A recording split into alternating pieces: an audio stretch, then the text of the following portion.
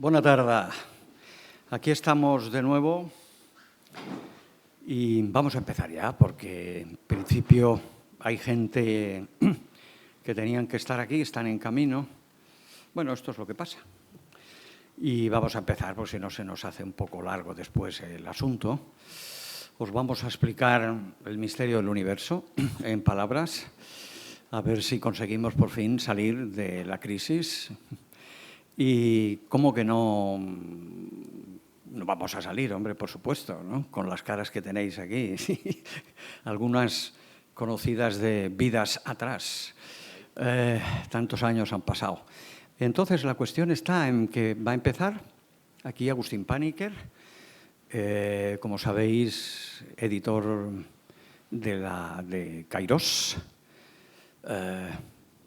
Bueno, sí, yo cada vez que hablo de Agustín me viene a la memoria Salvador. Pero bueno, ahí está la cuestión. Y va a hablar de lo que nos va a apoyar en esta explicación de cómo entrar en el misterio de esta existencia, cada vez más extraña y más rara. Y después voy a hablar yo explicando todo el proceso Oxígeme, que ya hablaremos. Estaremos aquí dos eminencias en el mundo de la investigación, porque hay que entrar en el corazón de la bestia. La bestia me refiero a la ciencia, para poder combatir allí con el yelmo ese de Mambrino, a ver si funciona. Y después estará Noemí, que es una médico reumatóloga del Hospital de Sabadell y que está dentro del proceso Oxígeme, para unir el mundo de la psicología y la medicina. Y después Marcos nos hablará del contexto ético en el que nos movemos. Finalmente habrá dos personas, que tenemos a Ingo Bader y tenemos a Álvaro, para que también nos comenten su perspectiva, ¿no? Que también están dentro del proceso. Así que, Agustín, te deseo lo mejor.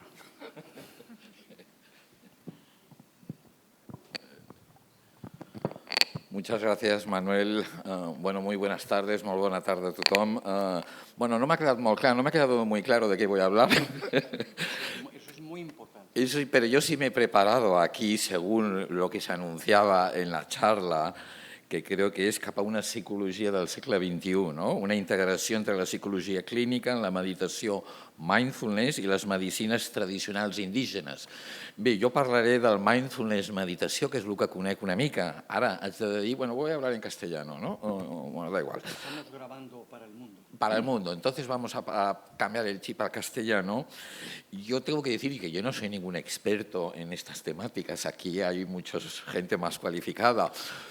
Ni en medicinas tradicionales, por supuesto que Almendro es un gran conocedor, ni en psicología clínica, en meditación un poco, y en mindfulness un poquitín.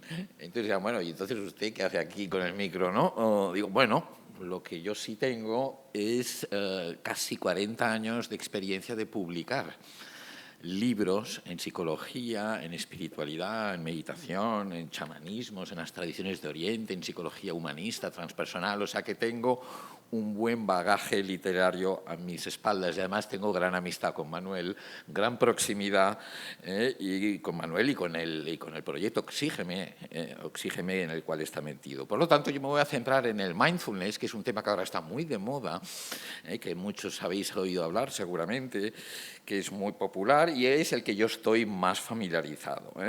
Y quiero mostrar, no sé cuánto tiempo tengo, Manuel, pero yo por lo menos necesito, hasta el infinito me va a costar, pero 20 o 30 minutos espero que me dejéis, aunque somos muchos en la mesa, que nadie se asuste, porque no me gusta voy a dar una pincelada, pero intentar sacarle algo de jugo y un poco mostrar que eso que llamamos mindfulness es un híbrido, que ahora se hibridiza de nuevo con la psicología o con la ciencia moderna. Por lo tanto, no está mal conocer, no voy a hacer la historia de este concepto, pero sí sacar algunas reflexiones. En 20 minutos tampoco se puede hacer mucho más. Y voy a empezar con una pregunta, ¿no? ¿Nace el mindfulness en los años 70 o hace 2500 años? Por supuesto, las técnicas de concienciación del aquí y el ahora, que es una de las formas de conceptualizar el mindfulness, son muy antiguas, son incluso muy anteriores al Buda. No son, aunque la tradición budista es la que más las ha trabajado y las ha canalizado, pero en realidad muchas tradiciones indígenas o chamánicas de la antigüedad tenían técnicas de concienciación del momento presente. Y, sin embargo, al mismo tiempo también podemos afirmar que lo que llamamos movimiento mindfulness tiene apenas unas pocas décadas. En realidad nace en el año 79 y empieza a popularizarse ni siquiera en los 80s, en los 90s, y es realmente ahora cuando se está hablando de este tema. Un poco lo que quiero mostrar aquí es este doble nacimiento muy antiguo y muy reciente. Es un poco lo que es el propio mindfulness. El mindfulness y el propio Jon Kabat-Zinn, que es el padre del movimiento moderno, lo conceptualiza como el encuentro de dos epistemologías. Y eso es lo que a mí me parece interesante. Una milenaria, principalmente la budista, y otra científica moderna. Y eso creo que es un poco también el espíritu de Oxígeno. En el budismo, mindfulness, que traduce la palabra inglesa mindfulness, traduce una palabra que en sánscrito es smriti, que significa recordar, y que en lengua pali, que es una lengua muy próxima al sánscrito y en la cual se han transmitido la mayoría de textos antiguos del budismo, en pali el término es sati, solemos traducirlo por conciencia lúcida, atención plena, tiene muchas traducciones y al final casi que se está imponiendo la inglesa de mindfulness. Y ese concepto está ligado a dos prácticas muy comunes en la meditación budista y ya en la meditación más antigua ya se habla. Sobre todo una tradición que se llama shamatha, que son unas formas de concentración y que se adquieren trances meditativos muy elevados y donde el budismo y el yoga entonces están muy próximos el uno del otro. Y luego a una tradición que se desarrolla un poco posteriormente que se llama vipassana, que es la que realmente luego ha utilizado Sati, ha utilizado el mindfulness como práctica para desarrollar esa conciencia lúcida, esa sabiduría lúcida de vivir en el momento presente, desapegados. En fin, no voy a hacer ahora una lección de budismo, pero sí que conviene recordar que es un concepto, el de Sati, que ya aparece en el famoso noble óctuple sendero, que es una de las enseñanzas cardinales del Buda histórico. Por lo tanto, es un aspecto central dentro del budismo y dentro de la práctica del budismo, aunque ni mucho menos los monjes budistas han sido muy practicantes de mindfulness, mucho menos de lo que a veces creemos, es sin duda cierto que para el Buda era una práctica esencial y el budismo ha hecho de la meditación, y el budismo moderno mucho más, uno de sus caballos, uno de sus banderas y de ejes de la práctica. Eso que llamamos mindfulness es común a la tradición Theravada del Vipassana, pero también es común a la meditación Zen del budismo japonés o al Dzogchen del budismo tibetano, aunque entonces a veces no le llamen con estos términos, pero forma un sustrato común a las múltiples formas de meditación budista. Por lo tanto, el primer ámbito en el cual la palabra mindfulness está ligado es un ámbito espiritual y está muy conectada con el budismo. También con el hinduismo, insisto, porque en sus orígenes el yoga, lo que llamamos la tradición yoga, la filosofía yoga y el budismo son hermanos, son tradiciones hermanas. Luego, por avatares históricos, habrá una cierta divergencia, pero inicialmente utilizan hasta la misma terminología. Y, sin embargo, todo el mundo sabe que en ciencia moderna, o en el uso que se hace actualmente del término mindfulness, ya es muy distinto, ya no es un contexto espiritual, es un contexto completamente secular, es la ciencia la que se interesa. De ahí que el mindfulness, muy importante tenerlo en cuenta, no sea una moda. Desde el momento en que la ciencia empírica, la ciencia dura incluso, se interesa ya desde hace décadas, estamos traspasando el ámbito de las meras modas. Y para la ciencia ciencia más de vanguardia, el mindfulness es un método terapéutico, es una herramienta que puede tomar la forma de diversos protocolos, uno se llama MBSR, otro se llama MBCT, Mindfulness Based Cognitive Therapy o Mindfulness Based Stress Reduction, y hay 7 o 8 en estos momentos ya, pero los dos más conocidos son estos dos, cuyo ámbito de aplicación ya no es espiritual, es clínico. Y eso marca una diferencia con el mindfulness budista tradicional. Y incluso puede tener 2 aplicaciones más. Además de la espiritual, tiene la clínica, normalmente con pacientes diagnosticados, con un diagnóstico médico o psiquiátrico, porque tienen algún tipo de patología o tienen una enfermedad o un dolor crónico, etc. Hay muchas aplicaciones, sobre todo en el ámbito médico del mindfulness, pero también en el ámbito psicoterapéutico, para tratar depresiones, para asistencia al suicidio, para drogodependencias, pero luego hay incluso, como decía, un tercer ámbito, ya no espiritual, ya no clínico, que podríamos llamar psicoeducativo, gente que utiliza el mindfulness para mejorar su salud, para el bienestar emocional, que no tienen un diagnóstico y que esto es lo que hace que el mindfulness se popularice incluso más allá del ámbito espiritual y más allá del ámbito estrictamente científico, y está convirtiéndose ahí en un fenómeno un poco social interesante. Bueno, esto era la introducción, voy bien de... Esto...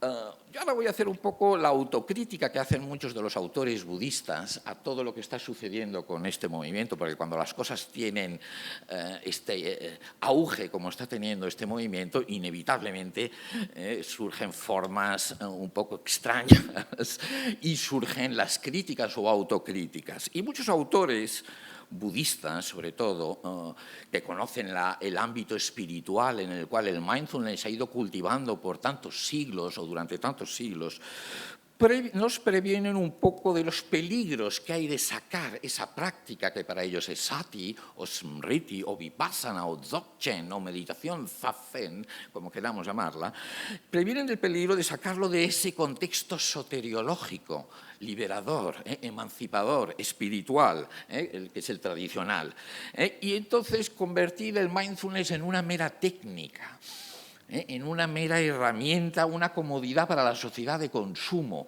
para usar y tirar, que puede devenir entonces una moda. Y eso es uno de los riesgos. Yo creo que esa crítica hay que integrarla, porque realmente corremos mucho el riesgo de banalizar, de superficializar lo que son herramientas en realidad muy poderosas y que están incrustadas en una cosmología, en una ética, en una manera de ver y entender el mundo, que creo que son interesantes. El mindfulness sin la sabiduría, ese es el tema quizás clave, sin la sabiduría que porta el potencial sanador del mindfulness, de sati, queda reducido a ese mero producto de consumo. Hay que decir que mindfulness no solo es estar atento al momento presente y concentrarse, como se utiliza ahí a los niños en las escuelas, se les enseña a concentrarse, a focalizar la atención. Es estar, desde el contexto budista, es estar atento al momento presente, pero libres de apegos, libres de distorsiones, libres de los 3 grandes males que identifica el budismo, el odio, la ignorancia y la codicia.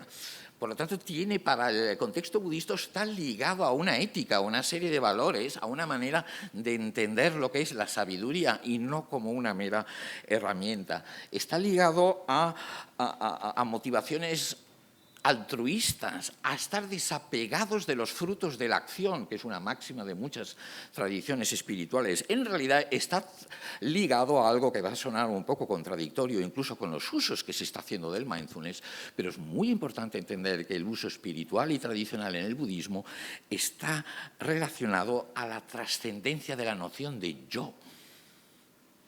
Y en cambio hoy en día se está utilizando el mindfulness para inflar egos, por lo tanto es casi un poco contradictoria. Toda esa reflexión es para sacar a relucir que el mindfulness, el movimiento mindfulness tiene su sombra.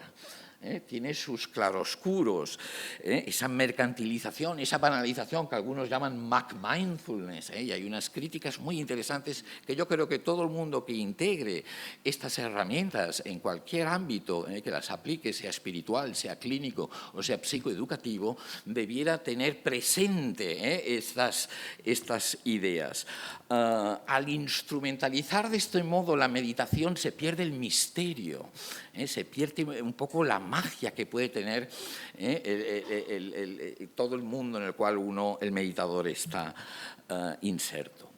Y dicho lo cual, más allá de estos riesgos inherentes incluso a nuestra sociedad, más allá de los riesgos, y aquí sí que me gustaría incidir en que la propia tradición budista autoriza, fomenta estas traslaciones, estos diálogos entre sus propias tradiciones y otras con las que encuentra. En el pasado eran con otras tradiciones culturales, sociales, espirituales. Hoy en día, sobre todo, es con la ciencia, con una serie de valores de la sociedad del siglo XXI. Existe una doctrina en sánscrito, perdonad que yo me enrollo un poco más, pero es muy interesante, que se llama Upaya Kaushalya. Upaya Kaushalya a veces se traduce por los medios hábiles, pericia en la acción, es igual, son traducciones muy correctas, pero quizás pierden el espíritu, que es flexibilidad, contextualizar. Y el budismo autoriza que las propias doctrinas, prácticas, ideas del budismo se adapten a los contextos culturales en los cuales arraiga el budismo. Y por eso el budismo que va a Tailandia, el budismo que va a Japón, el budismo que va al Tíbet o el budismo que va a Occidente es capaz de adaptarse a aquellas sociedades, a aquellas idiosincrasias, incluso a las religiones que allá existen, porque no exige eliminar el sistema de creencias previo. Por lo tanto, eso es una doctrina que explica la expansión del budismo en Asia, por ejemplo, y ahora en Occidente, y que en último término autoriza a cualquier... ¿Qué dice la primera noble verdad del Buda? ¿Cuál es su enseñanza principal? Acabar con el sufrimiento, con lo que llaman dukkha. El sufrimiento es un concepto muy amplio, es el más importante del budismo y el que el Buda histórico más importancia le da. Hay que acabar con el sufrimiento. Pues ¿quién niega que el mindfulness pueda ser una forma de reducir el sufrimiento, y más si lo aplicamos en contextos clínicos y de tratamiento de dolor y de enfermedades crónicas, que es una de las aplicaciones más útiles? Es bastante ilustrativo, ya voy por la mitad,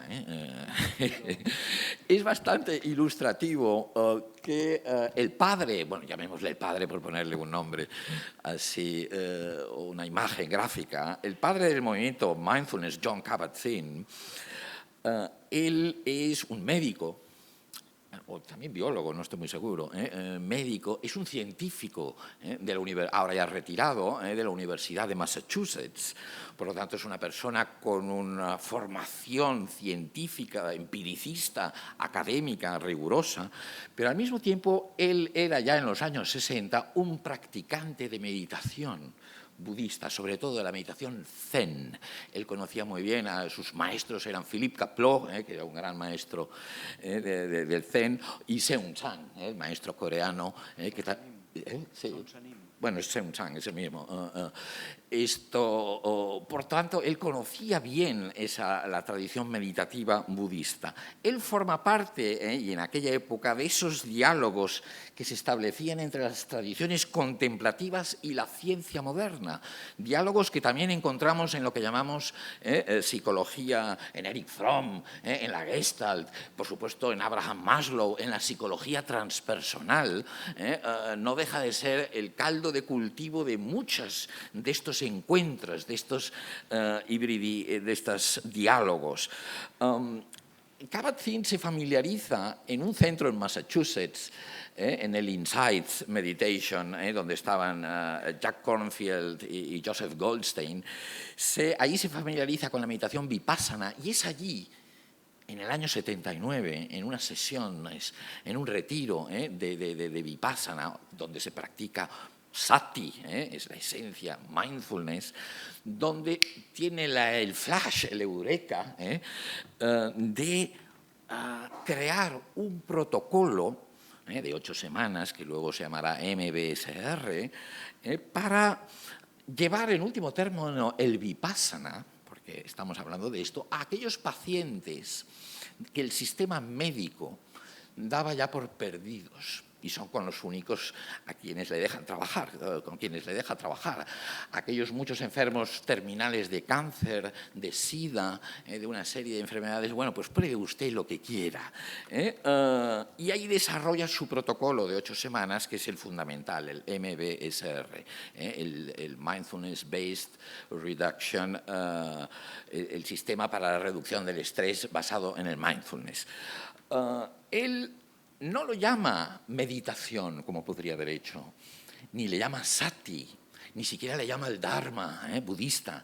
Él es consciente que si en el año 79 él lleva a Massachusetts y a un hospital universitario de mucho prestigio, lo van a acusar de friki, hippie, y no le van a dar la entrada que luego le han acabado dando. Por lo tanto, utiliza una de las traducciones que ya era conocida, que ya a finales del siglo XIX ya los traductores del Pali utilizaban, que era mindfulness, y que Thich Nhat Hanh había empezado a popularizar unos años antes.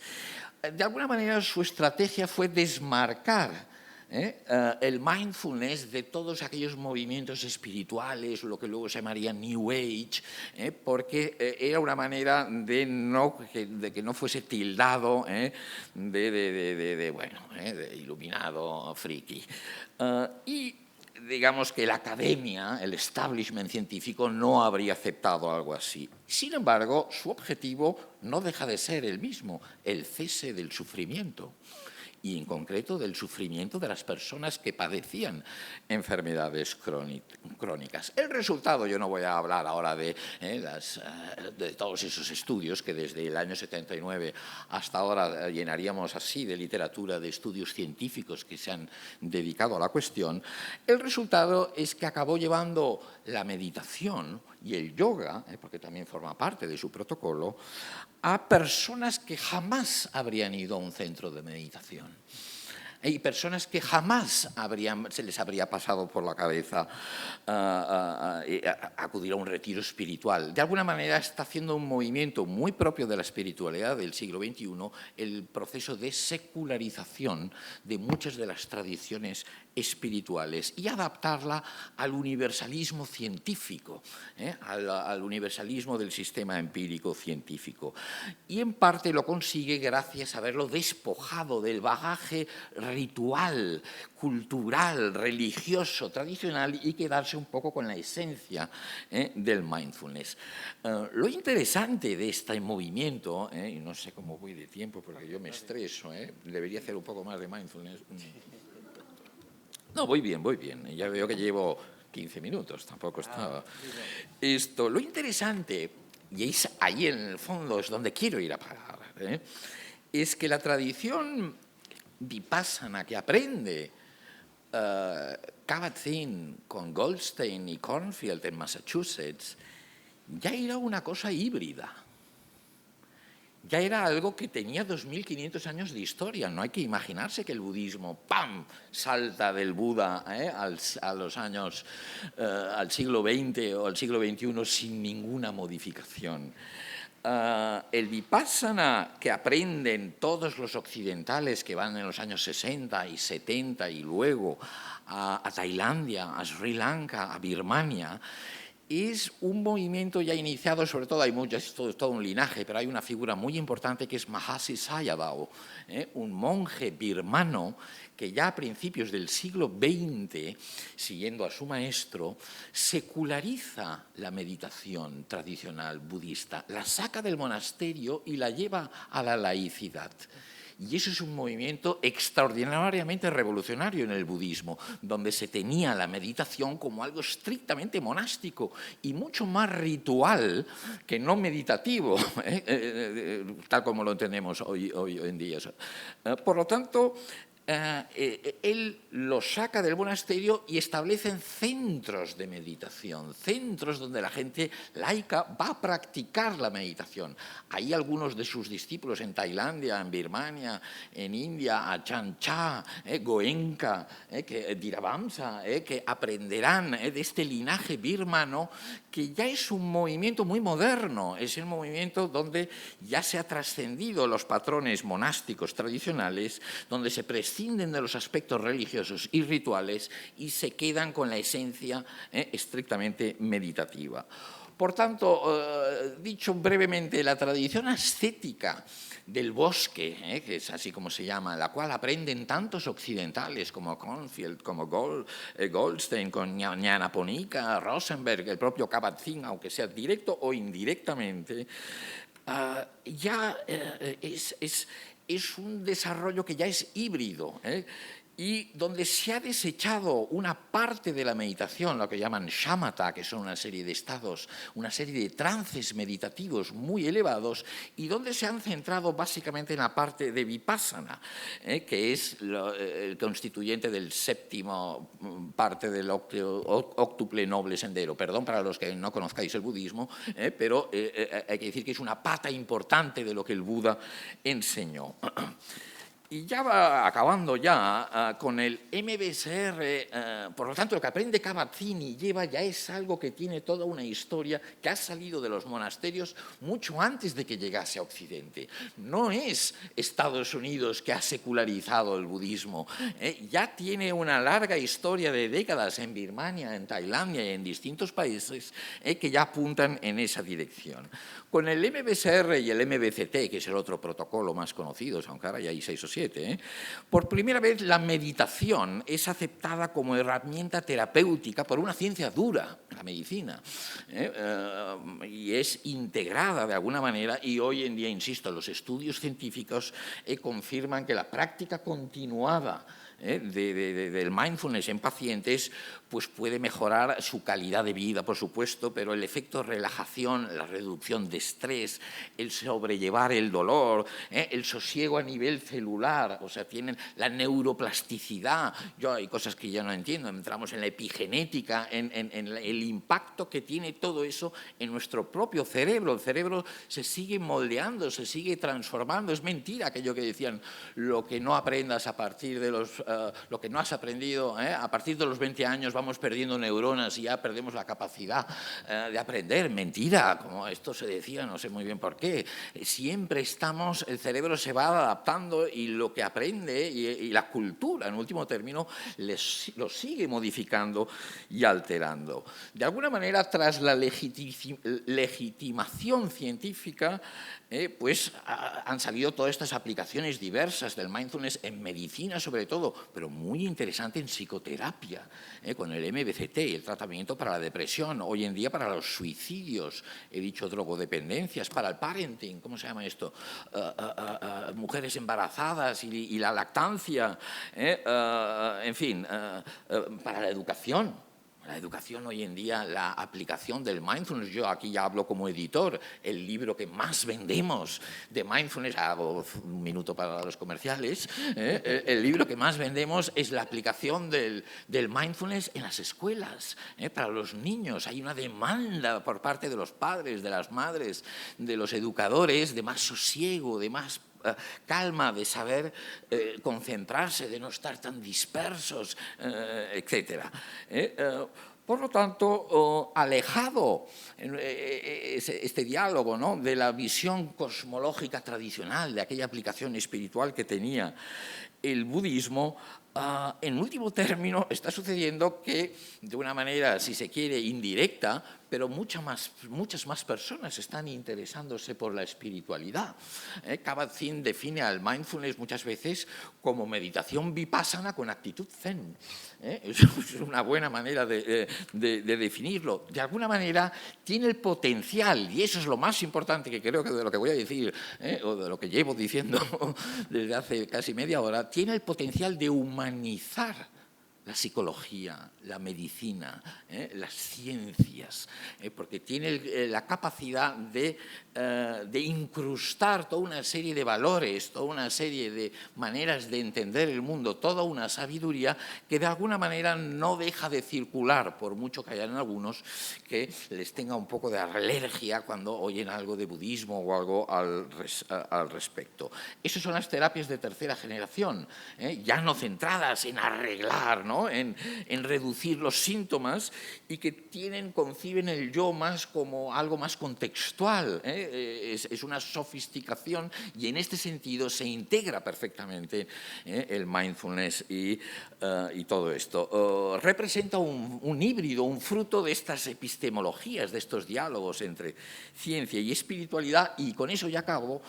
Lo paradójico, de alguna manera, es que esta cierta reaproximación, hay un proceso de distanciamiento del Dharma y luego de reaproximación a lo que sería la tradición espiritual, y hoy en día la mayoría de maestros, instructores o los propios instructores como Kabat-Zinn recomiendan a los instructores de mindfulness que sean ellos ejemplos de ética, de sabiduría, de meditación, que se fundamenten de manera personal en esta serie de valores. De alguna manera se está reaproximando con estos movimientos, estos diálogos entre ciencia y espiritualidad, reaproxima el mindfulness a sus orígenes budistas, que siempre quedan ahí en el horizonte.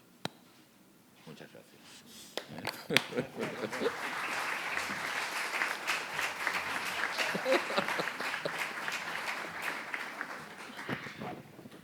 Bueno, vamos a ver si funciona esto. Sí. ¿Me dejas esto? ¿Que lo pueda poner por aquí? Esto, claro. Sí. Yo, como soy un espíritu inquieto, necesito hablar caminando hasta que me caigo del estrado y tal y cual. Bien, lo que ha estado hablando Agustín es de lo que vamos a hablar, pero posteriormente a todo lo que él ha comentado en estos 38 años. Mirad una cosa, de los que os voy a hablar, es una cosa que de forma rudimentaria yo he vivido desde Vallcarca, la calle Córcega, Montaner, Avenida Mistral, pero no a las 12 de la mañana, incluso a las 4 de la mañana, con algunos profesores de la UB, etcétera, etcétera. Y con mucha gente, por supuesto. Entre ellos está Josep María Vilagrasa, que me encanta que hayas venido, pionero de la macrobiótica y que hizo los primeros seminarios de grupo que yo conocí en mi vida. Estamos hablando de los principios de los años 70. No penséis que estaba sucediendo todo en California, ¿eh? Aquí sucedían cosas importantes. Lo que pasa es que no le damos el valor que le tendríamos que dar.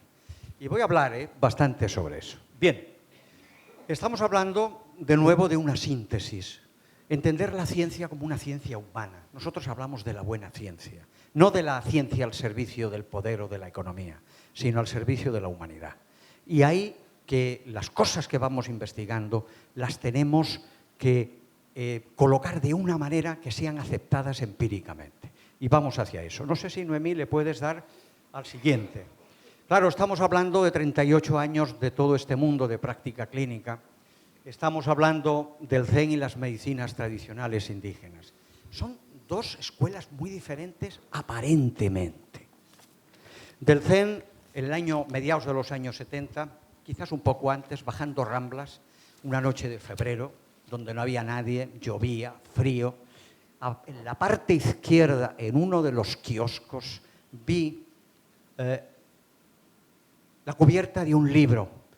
Y ese libro era la silueta de un monje zen meditando, que se llamaba Suzuki, pero no de Te Suzuki. Y aquello me impactó. Digo, ¿qué es esto?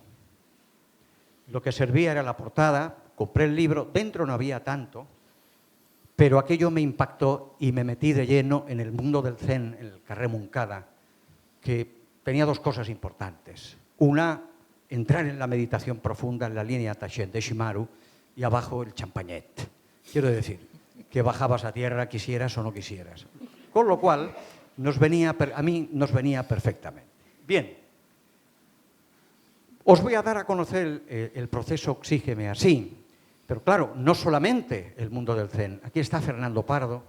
Hicimos en el año 82, nos metimos en el mundo de Sonsanin, de Sonshan, que comentabas, y ha sido uno de los pioneros que lleva con Borishat ahí dando caña a ver si por fin Barcelona se levanta un día llamando a la meditación y quizás en vez de salir corriendo al trabajo dejar 5 minutos para ver si uno realmente puede entrar en ese silencio que es necesario para la humanidad, necesario. Estamos en un momento muy complicado. Me muevo casi por medio mundo y la conversación es la misma con californianos, con rusos. ¿Qué está pasando? Y lo que está pasando es que el sistema se viene abajo, la civilización se viene abajo.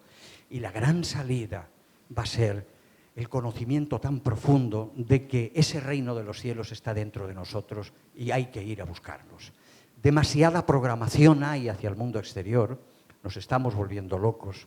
Está muy bien que los niños hagan mindfulness, pero por otra parte está el TDAH, el trastorno por déficit de atención, que realmente están recibiendo medicaciones muy fuertes con metanfetaminas, etcétera, etcétera. Bien, vamos al siguiente.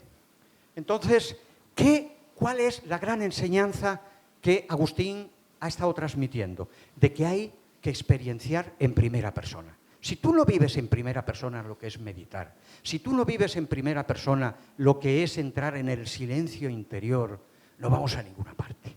Es decir, trabajar y estudiar al otro como un objeto, por muchas investigaciones científicas que hagas en este campo de la conciencia.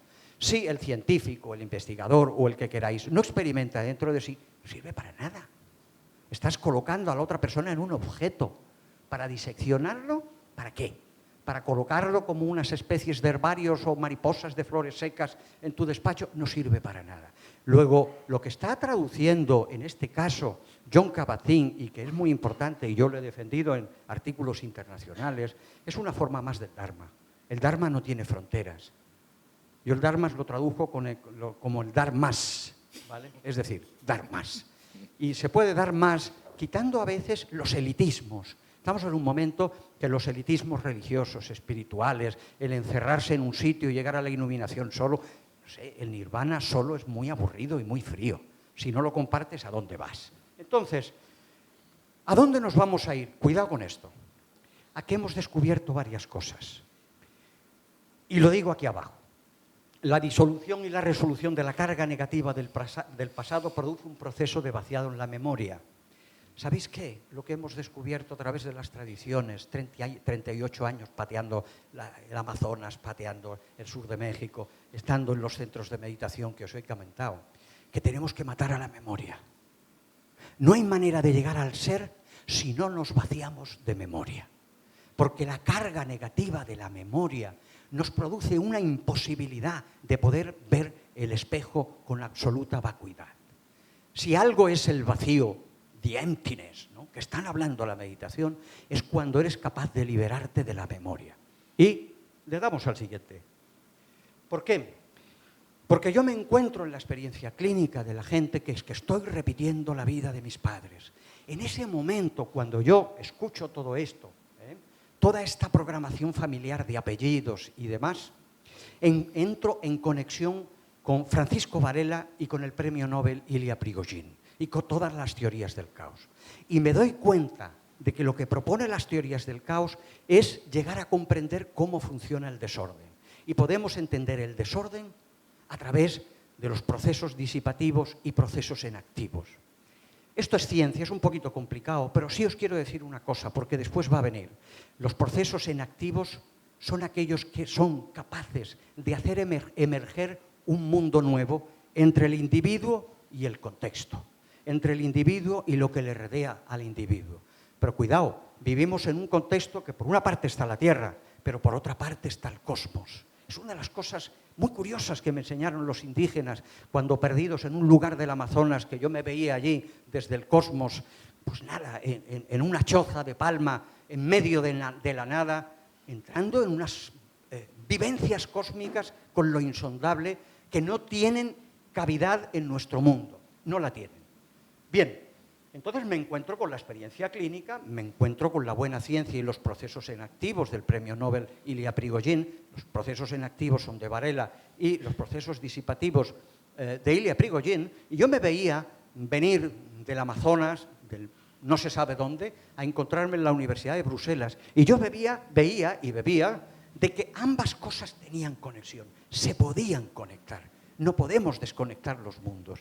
Y hay veces que la gente está viviendo más espiritualidad de la que nosotros creemos, pero da miedo. Claro, ¿qué es la espiritualidad? Es la búsqueda del sentido último de la vida. No son ritos, no es ponerte un bonete, es mucho más que eso, es la esencia. Bien, y nos vamos a lo que había comentado antes Agustín, el tercer punto. Primer punto, vemos que la experiencia clínica, donde vemos que el gran problema de lo que es la patología es el repetir la programación de los padres a través de la familia y a través de la genealogía en lo que es la carga negativa del pasado. Curioso eso puede levantar ampollas, pero es así. Y voy a hablar sobre eso después. La segunda, estamos hablando de una buena ciencia, que hay que hacer ciencia para esto. Y el tercer punto, la tradición espiritual, con la que no... Y habría hablado Agustín antes de Emriti. Emriti resulta que significa memoria. Pero es que San Juan de la Cruz dice, y enomina La Salle, hay que matar a la memoria. Santa Teresa de la Cruz dice los problemas que tiene con la memoria. Y Tina Han dice que los estados más profundos de meditación es poder llegar en el mindfulness, precisamente, a todo el almacén de la memoria del pasado. Entonces, nos encontramos con las medicinas tradicionales indígenas que dicen lo mismo. Hay que estar en paz con los ancestros. Dale al botón. Tenemos que resolver la carga de la memoria porque nos programa de forma inconsciente. Claro que podéis preguntar, ¿cómo nos está programando?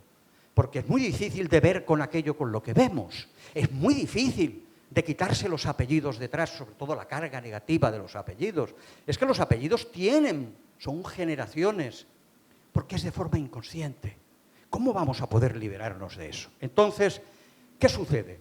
Lo que yo me encuentro es que hay un molde que nos está esperando antes de nacer y que hay que saber cómo podemos comprender ese molde, descubrirlo o no, comprenderlo, porque el molde está. Y cómo en un proceso de una terapia para el siglo XXI vemos que la esencia de ese ser nuevo, de encontrarse con el ser, más allá de la programación, de la carga negativa de la memoria, precisamente es resolver y disolver ese molde. ¿Sabéis cuándo me he encontrado con gente que estaban disolviendo en ese molde? En los momentos de la muerte, en los momentos en que estaba pasando de un sitio a otro, estaba apareciendo el ser. Claro que hay un problema, y el problema es que cuando una persona disuelve ese molde sin una preparación adecuada, a veces en meditación, a veces por drogas ahí, fin de semana, cuando se pretende disolver ese molde, ¿qué sucede? Que toda la programación viene y lo lleva al psiquiátrico. Estamos hartos de ver situaciones de este tipo. Y os quiero comentar una cosa. En ese caso, nos encontramos con un chaval que de pronto, en uno de los bares de por aquí, se toma un LSD, no sabe cómo, sale, se vuelve agresivo, viene la policía muy profesional se da cuenta de que el chaval está en malas condiciones, estoy hablando de un caso real, y al psiquiátrico directamente. Claro, ¿con qué se encuentra esa persona? Se encuentra esa persona con toda la programación que tiene encima. Eso es una carga que es muy difícil de sobrellevar. Y a veces la psiquiatría lo coloca como psicosis tóxica y dice que tiene que tomar antipsicóticos por el resto de su vida, cosa que en esta persona no sucedió. Los pudimos tratar y pudimos ver realmente con total claridad cómo esa programación de la carga negativa del pasado había aparecido frente a lo que el LSD produjo y no podía con ella. Vamos a darle. Bien. La pregunta es cómo, y es un poquito rápido esto. Yo me gustaría tener un cursor, pero sí con un poquito de... Como no tengo magia, fijaos cómo funciona el molde que heredamos. Hay un núcleo atractor, que en este caso es una autoinvalidación, no se ve muy allá. ¿Qué es un núcleo atractor? Esto representa en la primera coraza del molde de la persona. Un núcleo atractor es aquel fractal, aquel patrón que hace que todo el sistema de esa persona esté dando vueltas alrededor de eso. Por ejemplo, la persona con una autoinvalidación, como es este caso, yo no sirvo. Y el yo no sirvo está pateando sus entrañas a niveles personales, a niveles profesionales, a niveles espirituales, a los niveles en los cuales la persona se está enfrentando. Todos podéis poner un ejemplo porque ¿qué es un fractal? solamente una pincelada. Es un fractal, es aquella parte de la personalidad que se repite a sí misma, se está repitiendo. ¿Por qué? Porque es una programación. Entonces, si vosotros todos hemos pasado por algún momento de autoinvalidación, podéis saber lo que significa estar continuamente, yo no puedo, no voy a dar la talla, no, y hunde a la persona en la frustración, que son otros fractales. ¿Qué es esto? Un escalectris. Un escalectris heredado, porque la persona pasa de la autoinvalidación a ser indigno de ser. Quiere resolver eso y se va al indigno de ser. Y no puede porque se encuentra indigno. Estamos hablando de casos reales, esto no es un invento.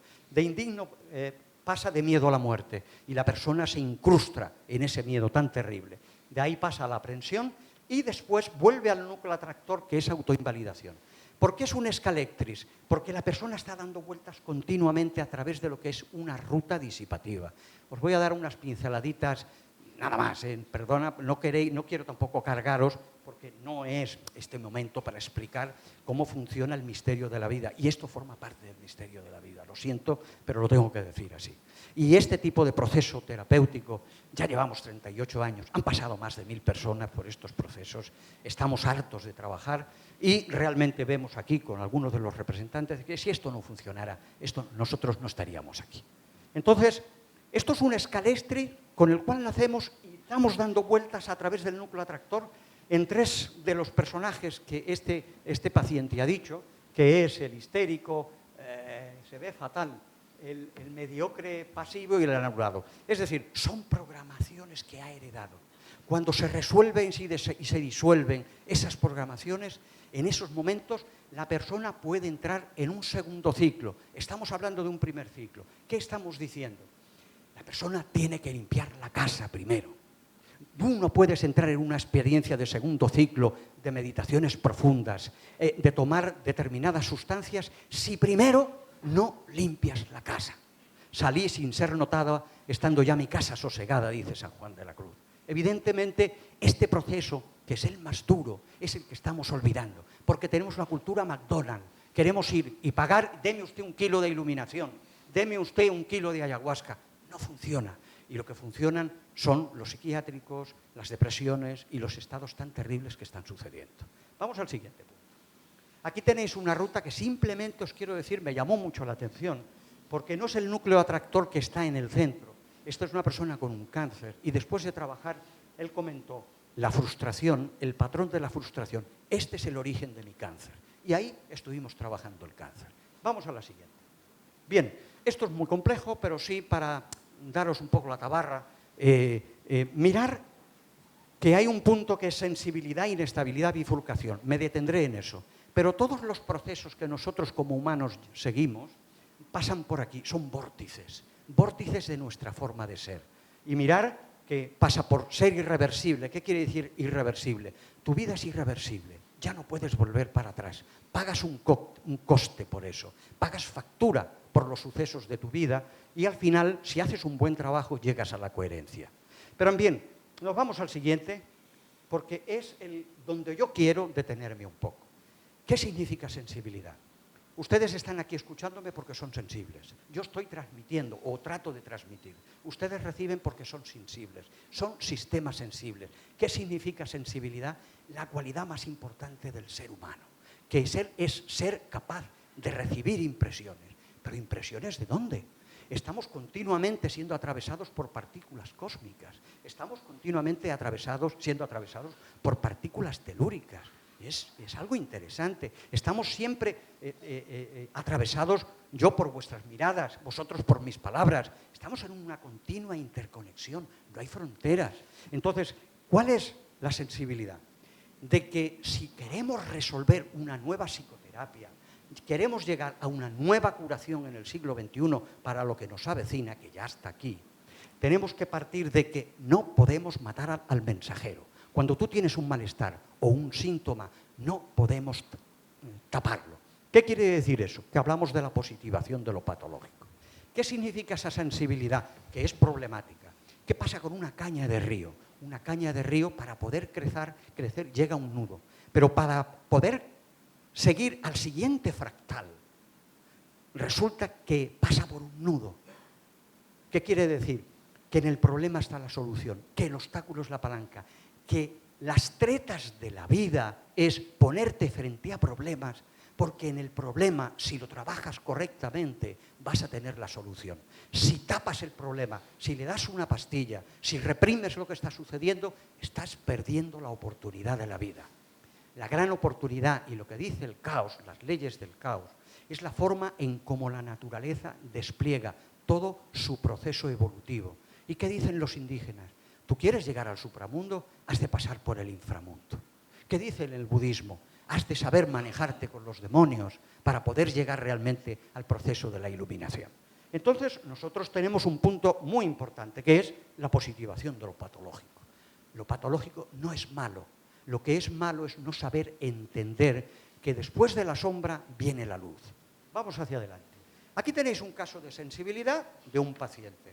Vemos ahí la sensibilidad, cómo realmente hay un aprisionamiento de todo lo que está sucediendo. Yo puedo tapar eso, o desde una terapia se puede tapar a eso, pero si nosotros dejamos adecuadamente con un tratamiento, que lógicamente no vamos a poder estar aquí hablando de eso, pero que tiene que ver con el meditación mindfulness, nosotros enseñamos a meditar a las personas, e incluso meditaciones dinámicas, es complejo esto. Si nosotros respetamos esto, ¿qué sucede? Noemí, dale a la siguiente. Que empieza la inestabilidad. Es decir, os dais cuenta que está la parte blanca. La persona está evolucionando y está arrinconando a su parte oscura porque la está transformando. ¿Y veis que es una ratita con una cara justo a la izquierda? ¿Veis ahí que el paciente no lo vio precisamente cuando en ese momento? Es decir, está habiendo un proceso de inestabilidad. Nosotros como seres humanos vivimos en un equilibrio inestable. Vivimos en un equilibrio inestable. El que diga que está en su sitio no es verdad. Ese es nuestro lugar en el mundo.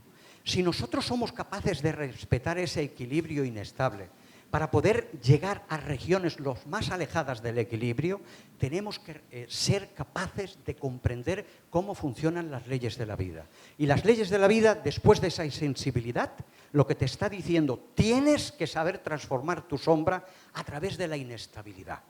Y entonces nos vamos a la siguiente. Y vemos que efectivamente la parte blanca, la parte de la izquierda, está resolviendo, está transformando su propia sombra, que está en la parte derecha. Y si vamos a la siguiente, veis aquí que está clarísimo. Toda la carga de la memoria está siendo resuelta, todo el mundo ancestral está siendo resuelto y aparece un nuevo ser. Ya estamos aquí viendo al ser. Y vamos a la siguiente. Aquí está clarísimo, es de que se ha producido un proceso iluminativo, que será relativo. No estamos hablando, bueno, si al día siguiente se considera maestro esta persona, nos complicamos la vida. Esperemos que no. Pero sí se ha producido un aspecto, diríamos, nuevo en su vida. Vamos hacia adelante. Entonces, aquí tenéis, por ejemplo, a niveles chamánicos, lo que sería este proceso bifurcativo, y vamos hacia adelante. Y aquí tenemos una cuestión que explica lo que yo estoy diciendo. Cuando nosotros hacemos meditación, cuando nosotros empezamos a trabajar con nuestro mundo interior, no sé si veis que esto representa al individuo, el huevo este interior. Arriba está la totalidad y abajo está la tierra, ¿verdad? Entonces, si os dais cuenta, donde pone consciencia, vemos que en relación entre el individuo y la totalidad hay unas líneas discontinuas. ¿Lo veis ahí? ¿Qué quiere decir eso? Que tú, a través de tu trabajo personal, cual sea, estás empezando a abrirte a la totalidad. De tal manera que la totalidad inunda al individuo. Bien, estas inundaciones de la totalidad al individuo se están produciendo de forma espontánea en muchísimos adolescentes. Lo malo es de si va a un psicólogo o un psiquiatra que no entiende de esto. Entonces nos complicamos. No estoy hablando de fantasías, estoy hablando de lo que está sucediendo. Hay veces que experiencias de meditación y experiencias con drogas hacen que esa línea se vuelva discontinua y la totalidad nos inunde. Pero también en la Tierra hay unas experiencias con la Pachamama interesantísimas, inexplicables, que se produce cuando la persona entra en un camino con decisión hacia el ser. También hay unas líneas discontinuas y aparece lo que es la Tierra, que es algo más que polvo, algo más que polvo. Vamos adelante. Bueno, no os preocupéis que tenéis un catering para recuperaros, ¿eh? En fin, la verdad, y hemos intentado que funcione. Bien, en el segundo ciclo, ¿cuál es el primer ciclo? El primer ciclo tiene que ser con resolver la carga de la memoria, el vaciado de la memoria. Entonces, los procesos de meditación se disparan en el buen sentido de la palabra. Realmente la persona ya no está metida en su propia mente. El discurso interno se para. Pero sobre esto, lo que nosotros llamamos la aplicación clínica del silencio, voy a decir dos cositas porque quiero que ellas puntualicen sobre esto. Yo me doy cuenta de que la respiración focal, el Zen en Jara, era muy bueno para enseñar a la gente a meditar. ¿Por qué? Porque estamos disparados completamente. Esto es el gran problema. Este mundo que vemos ahí fuera, en todo Occidente, está creado por el intelecto, por la máquina racional dual, y la han convertido como si fuera el sumum de ¿qué? El sumum de nada. El sumum de algo que tiene que ser trascendido, superado, porque lo que viene es la conciencia. Y ahora mismo hay un conflicto entre la mente racional dual y la conciencia que está descendiendo. Nosotros trabajamos para ella y estamos en nómina. Bien, ¿qué os quiero decir con eso? Os quiero decir que la aplicación clínica del silencio es la que nosotros estamos llevando, pero primero la gente pasa por un primer ciclo de limpiar la casa. Vamos a la siguiente. Y ahí vemos las 3 líneas con 3 cosas, y supongo que a Fernando le puede interesar también, de que cuando yo hago mis procesos de meditación, me encuentro que hay 3 líneas importantes. Mente una. Cuando tú comienzas a meditar, todos los pensamientos te atrapan, no sabes dónde van. Lo que tienes es ganas de salir del zafu, que es el cojín, o del banquito, lo que tienes ganas de salir corriendo. Pero si aguantas este primer punto, aparece un primer proceso que yo le llamo mente una. Mente una, ¿qué significa? La persona empieza a encontrar que hay una unificación, una unión entre lo que piensa, lo que siente y su cuerpo. Hay una unificación, hay una unidad. Cuando la persona se mantiene ahí y sigue el proceso, entra una mente en silencio. De pronto la persona ve que es testigo de que su mente se ha parado. Ah, ¿qué pasa aquí? Esto es nuevo. Esto no me habían hablado en la escuela de esto. Y si la persona sigue, entra en la conciencia penetrante. Es un estado de meditación profunda. Y en la conciencia penetrante no es explicable. Vamos hacia adelante. Entonces, hicimos unas investigaciones científicas con electroencefalogramas que van a hablar ellas y le damos de nuevo. Le damos de nuevo. Noemí, hola. Sí. Entramos aquí en una cosa. Vosotros diréis, pero este hombre que lleva tantos años, casi 40 también, metido con los indígenas en el sur de México, nos tendrá que hablar algo de esto. Vale. Mirad, el mundo indígena es el mundo de lo inconcebible. No es explicable. Lo que yo he vivido en medio de la selva o en el sur de México, un pueblo destartalado, donde me admitieron entre unos indígenas mazatecos y después entre unos indígenas ashánicas y shipibo, es inexplicable, inexplicable. Jamás pensé que eso podría existir, pero a mí, cuando vi, y aquí está Martí, y sabemos lo que pasó cuando entraron las drogas en Barcelona, estamos hablando de los años 70, y yo empecé a ver aquello que no me convencía, y lo digo en el libro del laberinto, de la ayahuasca. Yo pregunté a unos indígenas que curiosamente encontré y me hablaron de allá. Entonces yo me di cuenta de que ellos estaban en la universidad y nosotros en el parvulario. Y cuando empezaron las bajas, digo, yo me voy a ver a esta gente. El año 80 pagué un avión y me largué y desde entonces viajé hacia los que realmente conocen cómo funcionan los procesos. Estos procesos en los cuales con una planta o con una sustancia entras en lo inconcebible. Eso te salva la vida, por lo menos a los que hemos llegado a este mundo para saber de qué va esto, ¿no? Al día que digan corten, corten, corten, que sepamos un poco, ¿no? Y abran las luces donde estamos. Bien, la cuestión de esto, ya terminando, lo importante de las investigaciones que se están haciendo con la ayahuasca y lo que yo vivo con ellos, que no es tomar ayahuasca, primero se preparan por años con dietas de otras plantas, pero aquí es la McDonaldización. Oiga, págueme, deme 2 euros de ayahuasca. No, eso no va así. También la desesperación está empujando mucho. Pero hay una cosa que de pronto ciertos investigadores, yo como investigador y los indígenas, estaban de acuerdo. ¿Qué es? Que, por una parte, dicen los investigadores con la molécula de la ayahuasca, de pronto cuando entra la ayahuasca en el cerebro, se rompe la jerarquía neuronal. Y de pronto aparecen unos estados de conciencia que no entendemos y no sabemos por qué suceden. Pero lo que sí sucede es que la jerarquía neuronal que estaba dando, lógicamente, un estado de conciencia, ese estado de conciencia desaparece y aparece algo inaudito. El caso es que ashánicas, shipibos, cocamas con los que yo he hablado, dicen lo mismo. Están diciendo, cuando realmente la planta entra en el cuerpo, su preparación, vuelvo a avisar sobre esto, cuando la planta entra en el cuerpo, realmente todo lo que hay se trastoca. Y en ese momento aparece ese espíritu, el espíritu de la planta, y si eres capaz de comunicarte con él, te va a decir realmente por dónde van las cosas. ¿Por dónde van las cosas? Pues las cosas van por el psicoanálisis. Como entra una psicoanalista, por eso lo digo. ¿Por dónde van las cosas? Las cosas van porque, de alguna manera, esta especie de conjunción, mindfulness, plantas, sabidurías, estamos en la parte buena de la globalización, en el cual nos está llegando una gran enseñanza de todo sitio, y que mucha gente ya no quiere vivir viviendo para hacer de su vida un consumismo continuo, tender una paga no sé dónde, para encontrarse en la jubilación no sé dónde, tomando omeprazol y otras cosas más. Hay otra forma de entender el mundo, y esto es radical. Estamos en un momento radical, que yo lo considero positivo. ¿Para qué? Porque la persona lo que quiere es saber dónde está, cuál es su lugar en el mundo, y esa es la única manera para después poder saber hacia dónde uno quiere ir. Esto es lo que se llama vivir la vida, y esa es la verdadera salvación. Lo demás forma parte de esa programación sobre la cual nosotros estamos trabajando. Creo que me queda otra, ¿vale? Los resultados son importantísimos, pasamos a la siguiente y hablarán ellas, ¿vale? Y la conclusión la dejo para después, ¿vale? La dejo para después.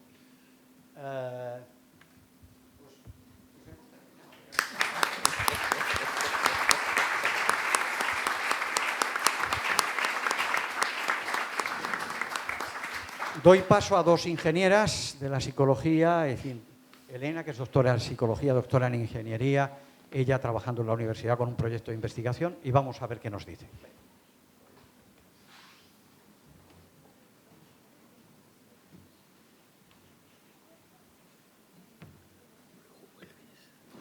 Sí, yo termino ya.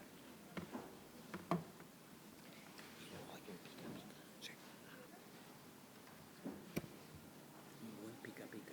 Sí, se ve para hombre. Pero han rebajado, ¿sabes? El ginger.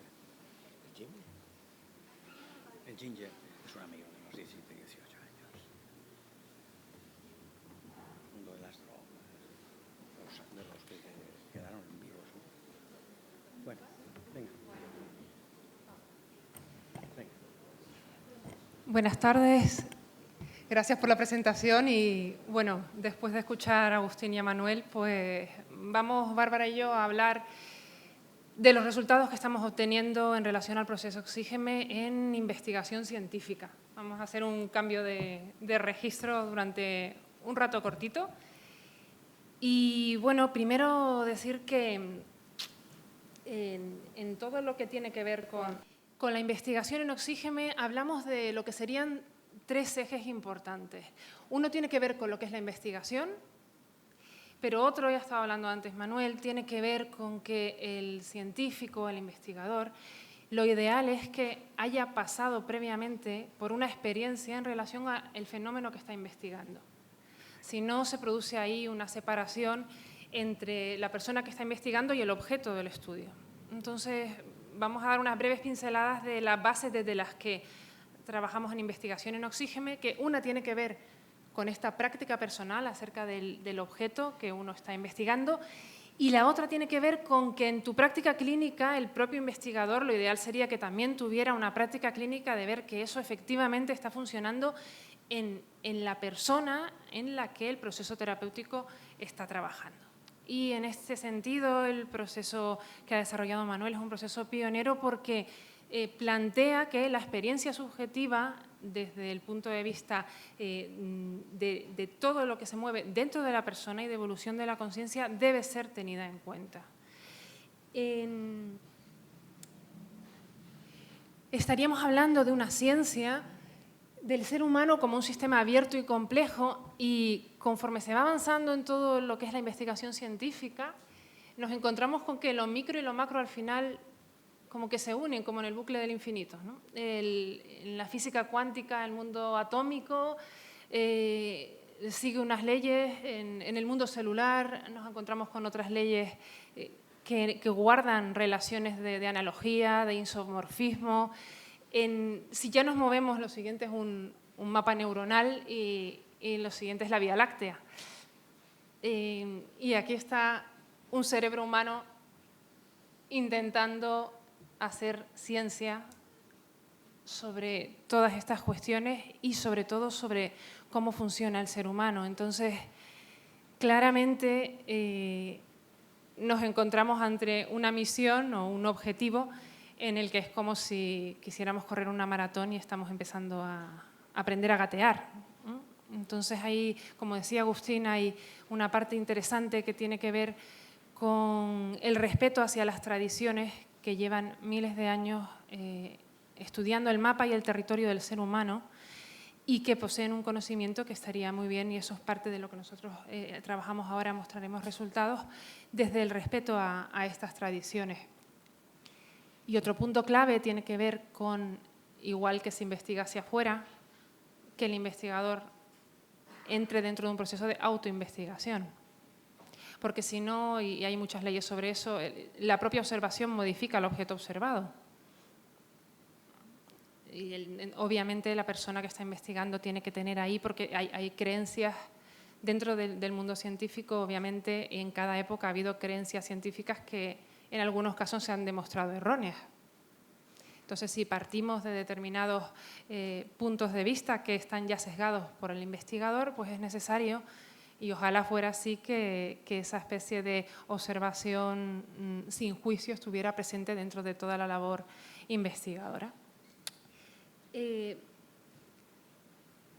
Mapas, muchos. Nosotros estamos intentando hablar y hablaremos de investigaciones que tienen que ver con lo que es Jara puro, pero al final la persona, en las experiencias que tiene, por ejemplo, en el proceso Oxígeme, trabajamos con Jara puro, que es la palabra Jara que proviene del mundo Zen, y en los casi 40 años en los que Manuel ha estado desarrollando todo su protocolo terapéutico, la persona se encuentra con experiencias mientras está meditando.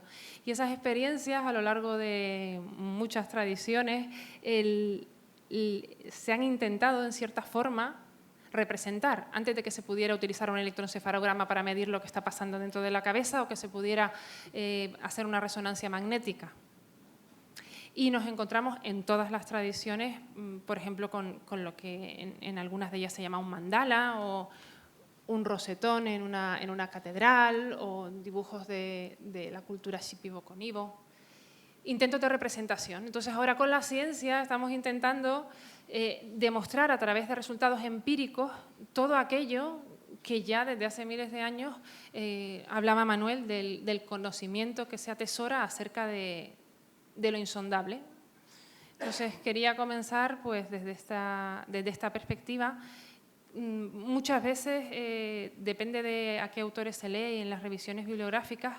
Algunos de ellos, como comentaba Agustín, habla de que desde la ciencia moderna a veces se habla desde una especie de ignorancia arrogante, ¿no? de toda esta parte, que luego cuando conoces a gente como las que ha hablado Agustín o Manuel, pues te encuentras con personas que realmente atesoran esa sabiduría.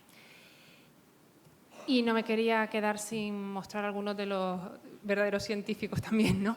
Que muchos de ellos son autores de libros de Kairos y otros son personas de las que ha hablado Manuel, y que ojalá que ese diálogo del que se está hablando siga adelante y que la ciencia moderna sea capaz de, con la humildad necesaria, ese divorcio que se ha producido entre ciencia y experiencia, o entre ciencia y espiritualidad, pues se vaya alcanzando un diálogo y al final pues se produzca esa vuelta, esa aproximación al origen, ¿no? Sí, muchos de ellos los habéis nombrado casi todos, ¿no? Bien. Bueno, investigar cómo. Hablaba Manuel de la primera persona. Cuando te viene un paciente a consulta es la primera persona la que está ahí, pero obviamente el científico se coloca desde la tercera persona, desde fuera.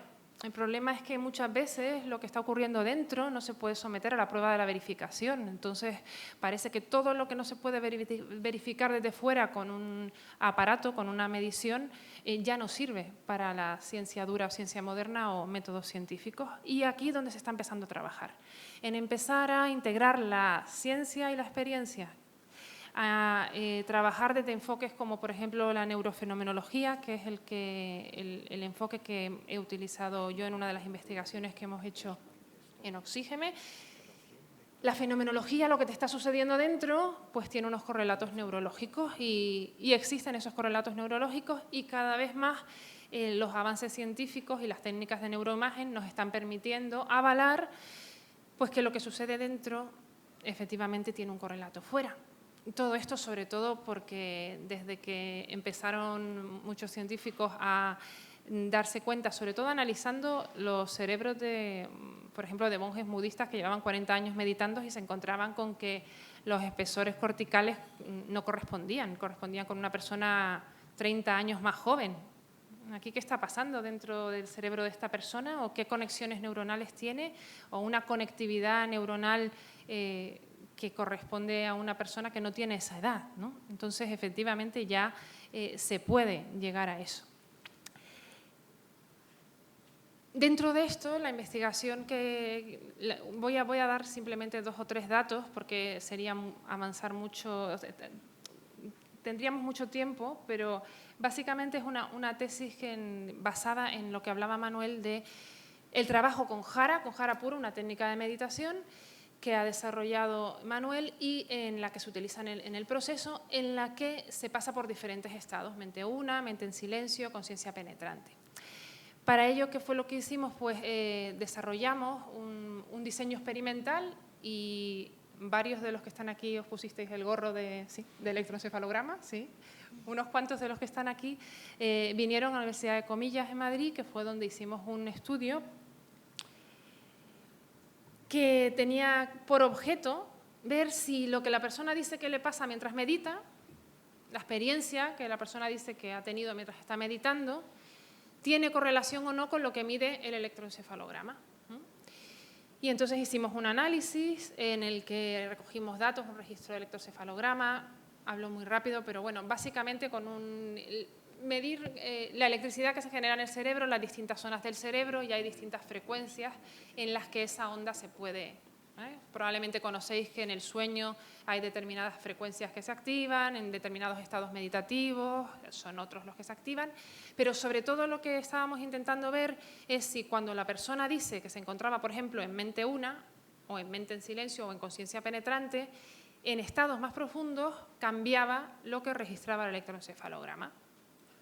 Y para eso, en el análisis que hicimos, durante el experimento tocábamos una campana cada cierto tiempo. No sé si conocéis a veces este tipo de experimentos, desde que toca la campana y en ese momento tú tienes que recordar qué es lo que te estaba pasando mientras sonaba la campana. Al terminar el experimento se le preguntaban a la persona una serie de cosas y luego nos pusimos a analizar a ver si había relación entre la gente que dice que estaba en silencio, la gente que dice que estaba distraída y la gente que dice que estaba en estados más profundos, pues si había relación con el electroencefalograma.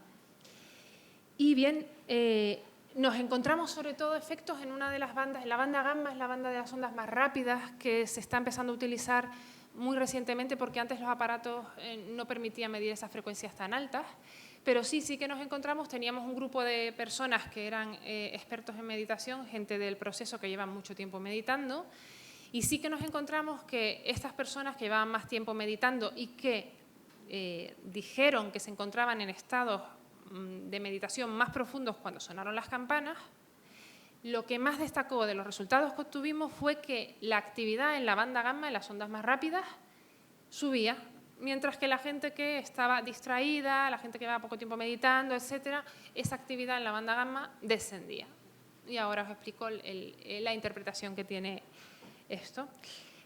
Tanto en la gente que llevaba mucho tiempo meditando como la gente que en ese momento estaba, puede ser que fuera un meditador experto, pero en ese momento dijo que estaba distraído. Bien, pues la distracción tiene sus correlatos en la banda gamma. ¿Cómo interpretamos esto? Bien, Hay evidencia, bueno, hay muchísimas investigaciones en relación a diferentes ondas cerebrales, pero en relación a la banda gamma hay sobre todo gente en Israel, en la Universidad de Haifa en Israel, que están analizando este tipo de estudios y se están dando cuenta de que la banda gamma, la actividad de la banda gamma correlaciona con estados meditativos más avanzados, lo cual corrobora nuestras hipótesis. ¿Con qué está relacionado? Con que la persona es capaz de integrar la información multisensorial de mejor manera, que es mucho de lo que se habla cuando se habla de estados de conciencia lúcida o de estados en los que la percepción se amplía. Si yo estoy en el presente, si hay un mayor silencio mental, es más fácil que la persona sea capaz, que es lo que registra la banda gamma, sobre todo atrás, en zonas occipitales, de estar más, en un estado de perceptivo más ampliado y que la información de distintos órganos sensoriales los puedas integrar. Obviamente la actividad de la banda gamma desciende en periodos de distracción, con lo cual estamos en lo que habíamos hablado, de que se trata de una mayor atención, una mayor percepción de los estímulos sensoriales. También se ha detectado que esta actividad tiene que ver, y eso pasa con muchos meditadores, que reaccionan mucho antes al estímulo que la gente que no ha meditado nunca. El pico es más alto, pero luego regresan mucho más rápido a un estado base tranquilo cuando el estímulo no era peligroso. Eso tiene que ver con que la persona tiene una capacidad de estar en el presente, pero detecta antes el estímulo, está más presente, más perceptivo. Todo esto lo vamos encontrando con la gente conforme va avanzando en el proceso y va trabajando en jara puro. Y por último, que se trata de en estados avanzados, se está observando que la actividad en la banda gamma está aumentando. Y bueno, estas eran unas pinceladas de las que quería dar de este trabajo. Estamos trabajando en otras líneas de investigación, como ha comentado Manuel, desarrollos de cuestionarios, trabajos con la identidad a lo largo del proceso, cuestionarios que tienen que ver con la medida de la espiritualidad y otra serie de temas relacionados con la eficacia del proceso. Pero con esto, así en plan rápido, he querido dar una vista de pájaro de estos resultados. Y pasa ya Bárbara, que os va a comentar el trabajo de investigación que está haciendo ella.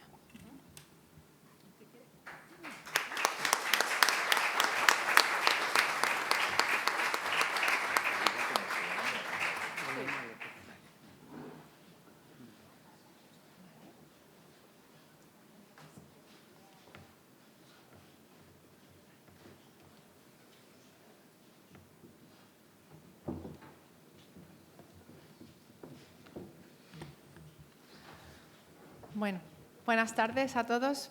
Para mí es un placer poder estar aquí y poder compartir un poquito de lo que he ido aprendiendo en Oxígeme a lo largo de unos cuantos años ya que llevo en este proceso de conocimiento personal y científico, por otra parte. Dentro del proceso Oxígeme, uno de los aspectos que se trabaja con los pacientes es la meditación. Todos los pacientes o clientes meditan. Algunos saben que dentro del proceso está la meditación y otros no. Se encuentran de repente con la meditación y no entienden muy bien por qué, si ellos vienen con un problema o con un motivo de consulta determinado, tienen que meditar. ¿Qué tiene que ver lo que a mí me ocurre con la meditación? Es algo muy lógico y muy evidente a priori, ¿no? Yo quiero resolver esto porque me haces meditar, no entiendo. Y no tienen un objetivo, por tanto, en la meditación. No meditan para conseguir esto o para conseguir lo otro. Meditan al principio porque me lo mandan. Es así.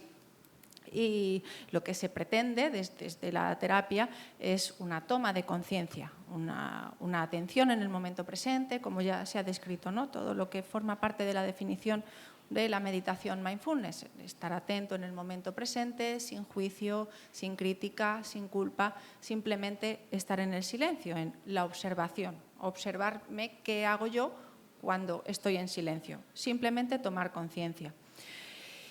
Esto lo practican diariamente en casa y después en las terapias semanales se hace una integración sobre la experiencia vivida. Esto en lo que respecta a la meditación. Por supuesto, el proceso abarca muchos más aspectos que no voy a comentar ahora mismo, han sido comentados de una manera u otra, pero yo me voy a centrar solamente en la meditación. Decía que en la guía semanal, en las sesiones semanales, se comenta cómo ha ido la práctica meditativa, si han meditado, si no han meditado, si no lo han hecho, por qué experiencia han tenido, cómo va la vivencia. Desde un abordaje siempre terapéutico, que es el objetivo de nuestro proceso, ¿no? Paralelamente a eso, en las investigaciones que estamos realizando, también estamos aplicando la meditación en personas que no vienen al proceso Oxígeme como pacientes o clientes, sino personas que simplemente quieren conocer en qué consiste la meditación en la práctica. Casi todo el mundo ha escuchado hablar de qué es la meditación, qué es el mindfulness. Así, es una técnica de relajación, es para reducir el estrés, y eso no se corresponde con la realidad. Es verdad que puede producir efectos de relajación, es verdad que puede reducir el estrés, pero la meditación es toma de conciencia.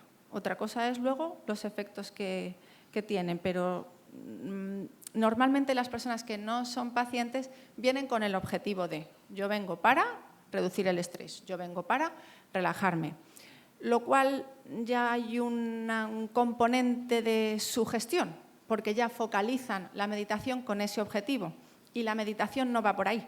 No se puede intentar controlar la meditación, ni que la meditación vaya por donde yo quiero que vaya con este objetivo. No funciona así. La meditación va por donde tiene que ir y en cada persona por donde tiene que ir. Por eso es el concepto tan amplio de toma de conciencia. ¿De qué? Donde a cada uno le lleve la meditación. Yo siempre les digo a las personas que meditan conmigo que mediten para meditar.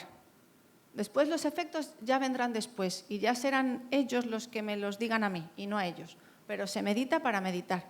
No se trata de dirigir la meditación para reducir mi estrés. Ya veremos qué pasa luego con el estrés.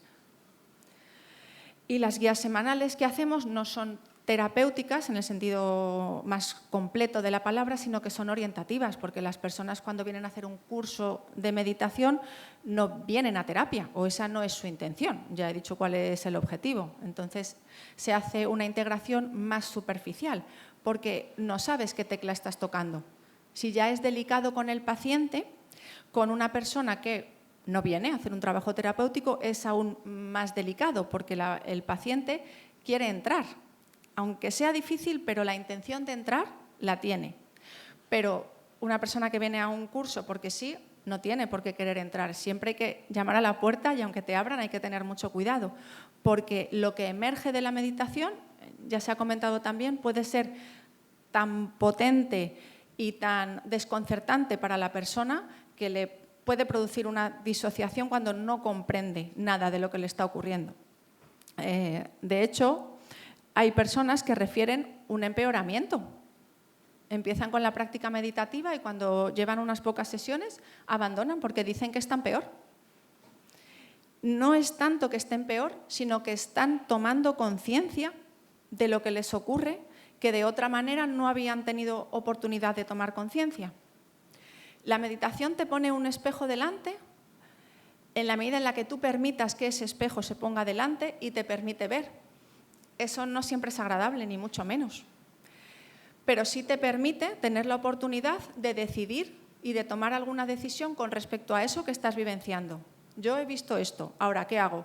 Decido que no es el momento, lo aparco y no entro ahí, es mi decisión. Decido que me adentro, investigo, profundizo y adelante con donde a esto que me ha ocurrido me pueda llevar. Pero para eso es preciso tener en cuenta la primera premisa que he descrito de la meditación, que es tomar conciencia de. Hasta que yo no tomo conciencia, no hay nada que hacer. Por eso comento que hay abandono del paciente en el proceso terapéutico, porque esta transformación es muy profunda. Nosotros no somos una psicología para todo tipo de pacientes o clientes, no es así. Las personas que vienen a nosotros son personas que buscan una verdadera transformación profunda y a largo plazo. A largo plazo es toda la vida. Y el proceso de muerte también es el largo plazo. No funcionamos para alguien que quiera una herramienta de cambio para este problema concreto, para este suceso específico. No somos los terapeutas adecuados, somos los adecuados para la persona que diga yo hasta aquí he llegado y quiero cambiar mi vida. Entonces, sí. Bueno, no voy a mencionar muchos datos y además no me quiero extender por la hora, pero sí que me parecía relevante traer este pequeño apunte de porcentajes que en la población en general, en los grupos que experimentan con meditación, el 43% de los participantes suelen abandonar la práctica meditativa en un entrenamiento de 8 semanas. Y de esas personas, el 62% abandonan tras la primera sesión y el 21% tras la segunda. Es decir, que casi el 85% abandonan tras la segunda sesión. Tiene que ver con esto, que vienen para relajarse y para reducir el estrés y se encuentran con una toma de conciencia. Y entonces produce abandono. De hecho, en las últimas investigaciones que se están realizando, los investigadores ya asignan al grupo que va a realizar la meditación el doble de participantes con respecto a un grupo que se llama control que no realizan la meditación, porque ya anticipan que van a tener un porcentaje de abandono muy elevado. Por tanto, hacemos la meditación para tomar conciencia, para darnos cuenta de los fractales, ¿no? los patrones, las pautas de conducta que se repiten una y otra vez, que no sabemos por qué. Es cuando tropiezas una y otra vez con la misma piedra y dices, pero ¿cómo es posible que me haya vuelto a pasar lo mismo? Otra vez el patrón programado del que ya se ha estado hablando, no voy a incidir. Meditamos para tomar conciencia del cuerpo, ¿no? Nuestro cuerpo es depositario de lo que está ocurriendo en la mente. Entendemos la psicología como que el cuerpo somatiza lo que nos ocurre mentalmente cuando no se resuelve. Es necesario que tomemos distancia de nosotros mismos para poder observar. Durante la meditación nos convertimos en un observador de nosotros mismos. Es necesario mantener la atención, evidentemente, el anclaje en el cuerpo, en la sensación física de jara, la atención en la sensación ventral, en la respiración ventral, más concretamente en jara, que es el centro del cuerpo. Si trazáramos una línea horizontal y otra vertical en nuestro cuerpo, el punto donde convergen ambas líneas es jara, el centro físico de nuestro cuerpo, ¿no? De ahí viene el harakiri en la tradición japonesa. En la meditación la mente deja de controlar o se trabaja en esa dirección. Es un trabajo interior para resolver y disolver el sufrimiento innecesario, ¿vale? El sufrimiento forma parte de la vida, tampoco vamos a hablar en otra dirección, pero hay una parte de sufrimiento que no es necesario y que no nos aporta, sino que nos deporta casi. Es terapéutico y es autoconocimiento personal. Evidentemente, todas estas pautas anteriores no tienen sentido si no hay praxis. Si no se practica, todo esto se queda en una teoría que no sirve nada más que para hacer teoría. Veréis que hay innumerables centros de meditación, de mindfulness, autoconocimiento personal, MBSR, MBCT, todo. Una persona puede ser instructora de mindfulness con un curso de 200 horas.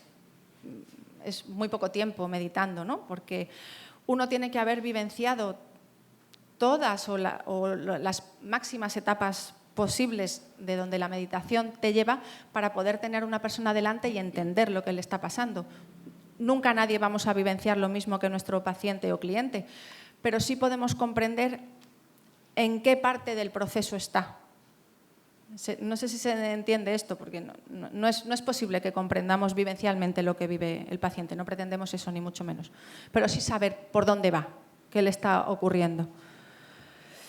En las investigaciones que estamos realizando ahora, aparte de las que ha comentado la doctora López, ahora estamos realizando una que es de entrenamiento y meditación de 8 semanas. Son 8 semanas porque es el protocolo que marca bueno, pues los cursos de meditación más extendidos y más populares, los de John Kabat-Zinn, Mindfulness Based Stress Reduction, para la conciencia, para la reducción de las recaídas en depresión mayor, en fin, sigan este protocolo de 8 semanas. Entonces nos hemos ajustado a este mismo protocolo.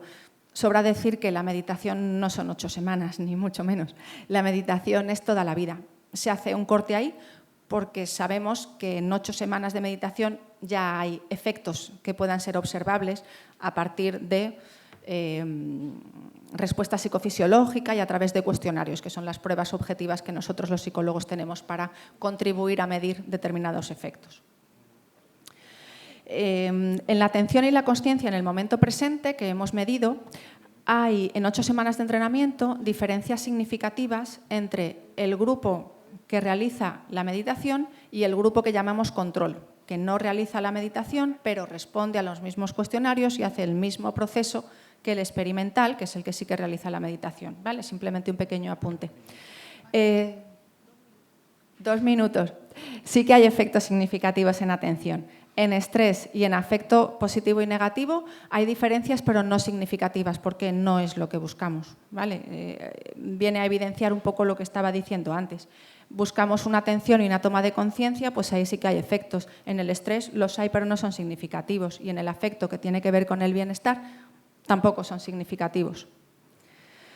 Hay otras investigaciones que estamos realizando ahora, que no tengo ahora mismo datos, es con la respuesta electrodermal. No me voy a extender porque no quisiera pasarme del tiempo, y hemos desarrollado también una aplicación porque gran parte de nuestros pacientes son entre 20 y 40 años de edad, que están muy acostumbrados a las aplicaciones móviles. Entonces, bueno, hemos desarrollado una aplicación para ver si podía contribuir a mejorar la adherencia. Y efectivamente la mejora en las tareas en las que nosotros reforzamos, y no la mejora, sino que la empeora cuando no reciben un refuerzo o un premio a través de la aplicación. No me voy a detener en explicarlo para no ocupar el tiempo, solamente voy a resumir como conclusión esta última diapositiva que sí que no quería dejar de transmitir, si me permiten. El proceso Oxígeme es un proceso con todo lo que ello conlleva. No son 8 semanas de entrenamiento, ni mucho menos. Es un proceso para toda la vida y a largo plazo. Lo que sí que sigue es este criterio y estos patrones, y es que lo primero que buscamos es la toma de conciencia, es el darse cuenta, que la persona asuma la responsabilidad que le compete y que ha decidido tomar. Por eso está viniendo a la terapia. En segundo lugar, hay una toma de decisión para la transformación, si es que decide transformarse. Si decide esa transformación, que quiere adentrarse en esa transformación, puede producir el cambio y después mantenerse en ese cambio. Por eso es un proceso vital. Si tuviera que resumir el proceso Oxígeme en una única frase, lo cual es imposible, pero sí que hay una que yo guardo con mucho cariño y que recuerdo siempre. Una de las veces que Manuel habla y suelta frases como si no dijera nada, y en cada una de las frases que dice hay filosofía, historia, alma y amor, y parece que no ha dicho nada. Pues en una de esas frases él dijo una vez esto, que es en lo que yo resumo el proceso Oxígeme, que es una terapia para llegar a ser quien eres. Nada más, gracias.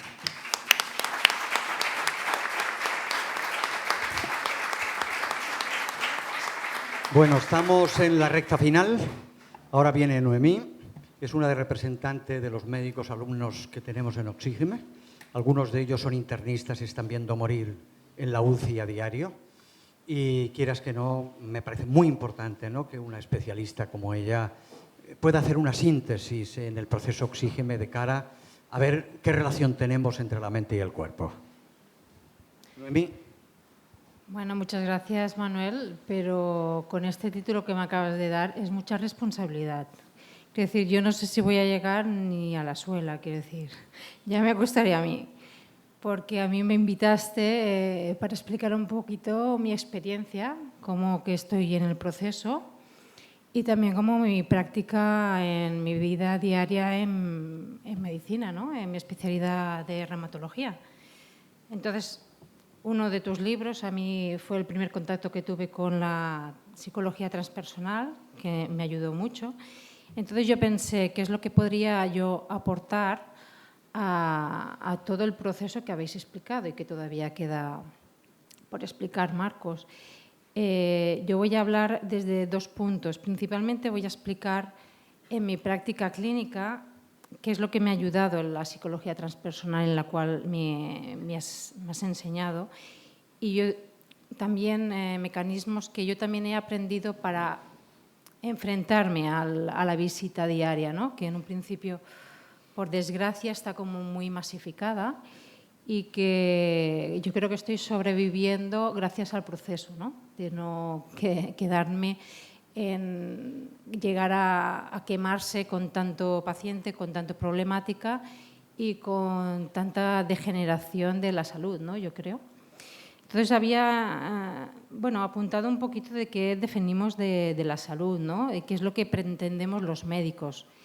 Nosotros querríamos llegar a un estado de equilibrio en que esa persona y el entorno sociocultural en el que vivimos posibilite una interacción laboral, tanto intelectual y relacional satisfactoria, ¿no? Que llegue a ese bienestar de la vida. Entonces, la psicología tiene el gran punto en que nos ayude a comprender este funcionamiento nuestro, ¿no?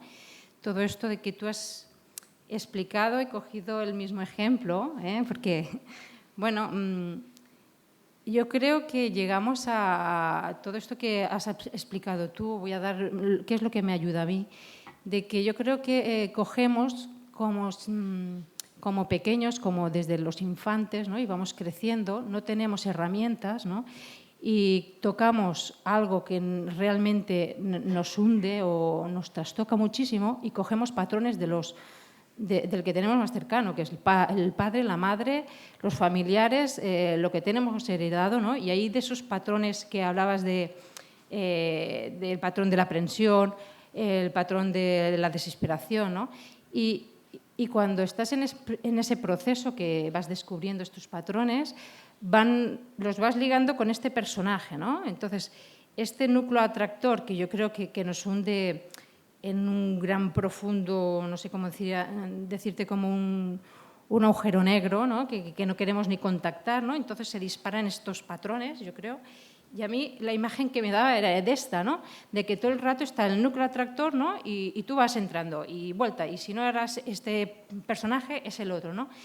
Y yo esto primero lo viví con lo que me enseñaste y esto también lo estoy viendo en los pacientes, ¿no? Entonces, ¿qué es lo que yo he podido transportar de este conocimiento de los patrones, del núcleo atractor, de los traumas, de los fractales? Pues que hay veces que, aparte de mi consulta, que me dicen, doctora, es que yo tengo una artritis, ¿no? Esto es como muy visual, quiero decir que está una articulación roja, caliente, lo tocas y sabes, sí, tienes razón, sí, tienes una artritis. Pero hay tantas cosas que no son visibles, que no son objetivables, como decía Selena, ¿no? Que entonces ahí es donde, no sé dónde estoy, ¿no? Entonces, claro, desde que un paciente me puede decir, aparte de esto, doctora, es que resulta que con esto, es que no sé qué me está pasando, ¿no? Entonces notas a veces un malestar psicológico que ni entiende y a veces no quiere entrar, ¿no? O que a veces llega a alterar una conducta o llega a hacer incluso un círculo de patrones de personaje, ¿no? Entonces, yo, por ejemplo, lo típico es de que me venga una paciente, ¿no? Que dice, sí, que me quiero curar, usted deme algo, con lo que decías tú, de no quitar el síntoma.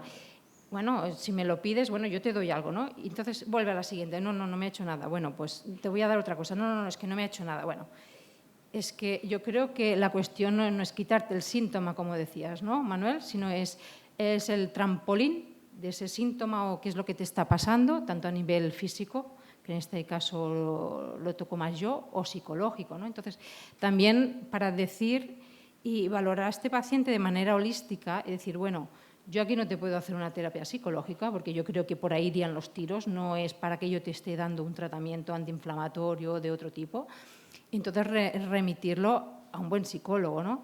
Que muchas veces la gente se queda, no, pero si yo he venido al reumatólogo, no para que me envíe al psicólogo, ya, pero entonces les tienes que, explicar un poquito y gracias por pasar por el proceso Oxígeme, como tú decías, que o lo pasas o no puedes saber dónde el otro está, ¿no? Porque entonces es ajeno a totalmente lo que estás viendo. Entonces, también muchas veces nos vienen con la enfermedad ya instaurada, orgánica, ¿no? Entonces, yo no voy a decir que todo problema psicológico va a derivar en un problema orgánico, porque yo creo que no tenemos suficientes, a lo mejor, investigaciones, porque no puedes hacer un ensayo-error. Pero yo creo que de los que estamos aquí, yo creo que pensamos mucho en eso, ¿no? Entonces, claro, gracias a ello no solo se va por la enfermedad, sino también para estar bien en la vida, como comentabas, ¿no? Que por eso se ha extendido a la sociedad, ¿no? de intentar descubrir cuáles son nuestros patrones, cuáles son nuestros personajes y, sobre todo, disolver para resolver, ¿no? Lo de la jara que has estado también explicando a mí me sirve mucho en la consulta, ¿no? Porque hay veces que yo también me meto en un bucle, porque aunque yo descubro patrones, todavía estoy ahí, que estoy en el átomo con el núcleo atractor, ¿no? Entonces, claro, hay veces que me meto en el bucle con el paciente, es como que me voy al viaje ahí interno y desde ahí no puedo. Entonces, gracias a cámara cascada que me enseñó Manuel, ¿no? Es, bueno, un poco de distancia, ¿no? Porque desde ahí no puedo ayudar, ¿no? Desde estar ahí bajando. Y yo creo que, bueno, estamos ahí. Yo un día, bueno, invité a Manuel para que viniera al hospital, para que lo explicara. Y, bueno, sí, la gente seguía, pero, bueno, hay estudios, ¿sabes? Ahí me preguntaban los compañeros, ¿no? Porque es como si no hay una cuestión científica. Bueno, sí, lo de la psicología está muy bien, pero demuéstranos algo, ¿no? Entonces, de ahí la importancia de la investigación, ¿no? Yo aquí os pongo el iceberg porque es como delante de una enfermedad, de un comportamiento, delante de un problema interno, yo creo que hay un gran acúmulo de cosas que los hemos cogido como, bueno, gracias papá, gracias mamá por habérmelo prestado, pero yo creo que ahora ya es hora de resolver y disolver, ¿no? Para que el agua fluya, como dice el Zen, y no empujar. Pues muchas gracias. Los 3 minutos últimos de vida que nos quedan es para 2 alumnos que vienen de la Universidad de Girona y de Tarragona. Ingo Bader. Gracias.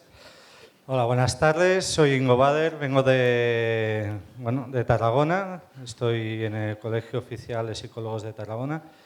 Y os quería compartir un poco lo que es mi experiencia, tanto personal como profesional, con el proceso Oxígeme. Yo aquí veo 2 aspectos que para mí son fundamentales con los que trabajamos en el proceso. Uno es, como ha dibujado y representado Manuel, las rutas disipativas, que para mí es cabal en todo el proceso, porque nos ubica a nosotros y al paciente en un espacio psicológico. Hay un antes y un después de ese espacio psicológico que el paciente comprende y sabe dónde está. Es decir, si nos remitimos un poco a la mitología griega de Teseo, es el laberinto, es una zona del laberinto interior del paciente. Saber dónde estás en cada momento de esa realidad psicológica le permite, o nos permite como practicantes, comprender de dónde venimos y a dónde vamos en cada instante. Eso también nos da la capacidad de cambio, la libertad de modificar si queremos continuar en esa ruta o no queremos continuar en esa ruta. Y eso para mí es una herramienta valiosísima a nivel de la terapia. Otro elemento que para mí es la piedra angular es el trabajo con la conciencia. Si no hay conciencia, uno está perdido en ese laberinto. Es como el hilo de Ariadna, ese hilo que te saca, que te puede sacar de ese laberinto, que te puede llevar al encuentro con el Minotauro y al encuentro con tu parte femenina y masculina a la vez.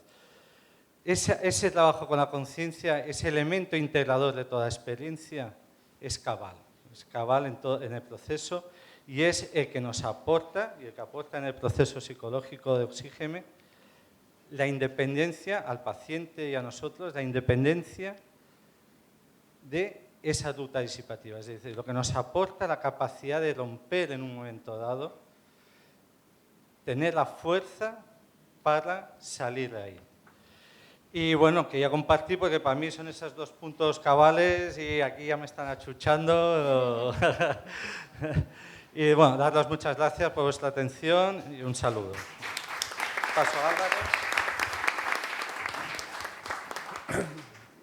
¿Qué tal? Buenas tardes. Un placer estar aquí de nuevo. Y bueno, solamente comentaros mi experiencia con el proceso Oxígeme. Hace ya unos años que realicé el proceso fue un punto clave en mi vida, quizá el más importante. Y bueno, a partir de ahí comprendes, es un viaje interior necesario si quieres ir a lo que decían Manuel y los compañeros, pues a comprender, ¿no?, cuál es tu lugar, dónde quieres ir, de dónde vienes. Y, lógicamente, lo bueno en la vida quieres compartirlo.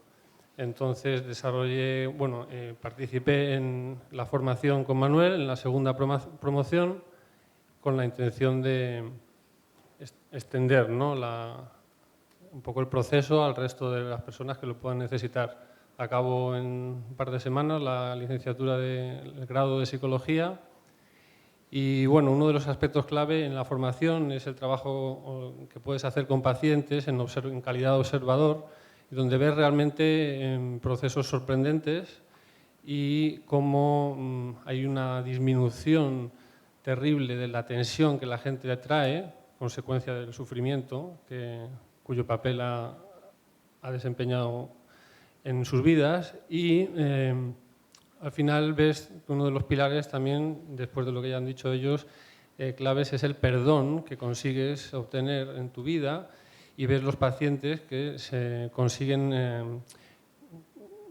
hacer saldar una deuda con su pasado familiar, que es el principal punto en el que nos quedamos la mayoría, ¿no? Si podemos comprender el universo y toda la fantasía que conlleva la vida, pero de repente te llama tu madre por teléfono y te pone patas arriba. Entonces, ahí algo falla, ¿no? Pues vamos primero por esa parte y nada más. Un placer y muchas gracias.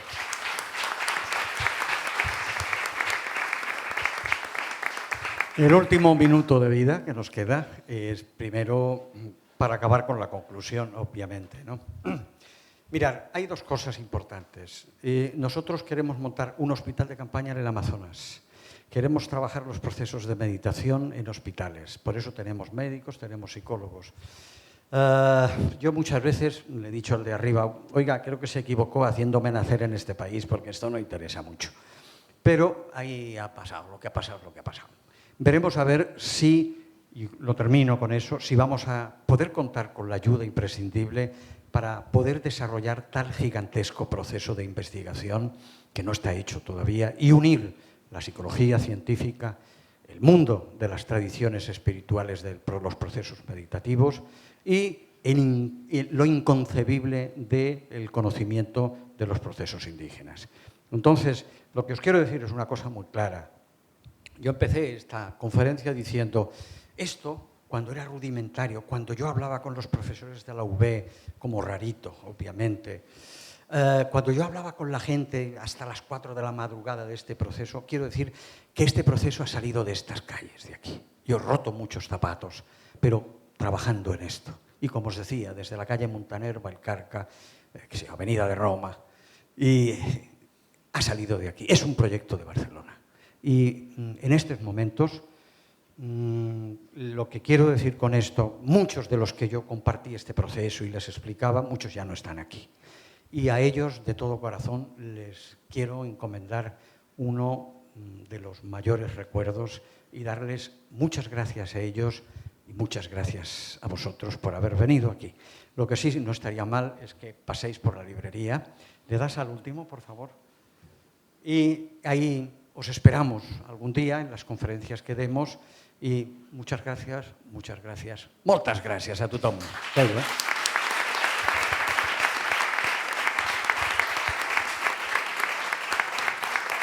Y como forma de compartir y también agradecer, tenéis el cuadro aquí de Núria Guinovart, que mañana estará en la sala Parets, que es muy zen, es que yo la veo que pinta zen, no sé si ella estará de acuerdo. Bona nit.